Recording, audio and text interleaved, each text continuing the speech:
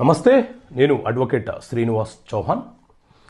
POT act అంటే ఏంటి? POT act అనే చట్టాన్ని 1977లో ప్రభుత్వం తీసుకొచ్చినటువంటి చట్టం.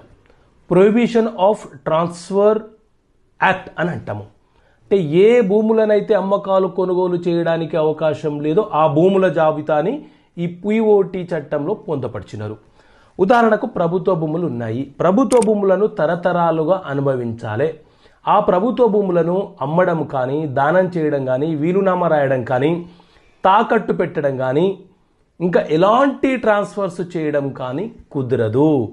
ప్రభుత్వ భూములు మనము మన తర్వాత మన పిల్లలు అనుభవించాలి, కానీ అమ్మకాలు కొనుగోలు చేయడం అనేది కుదరదు అని ఈ పిఓటి యాక్ట్ 1977 చట్టం చెబుతుంది.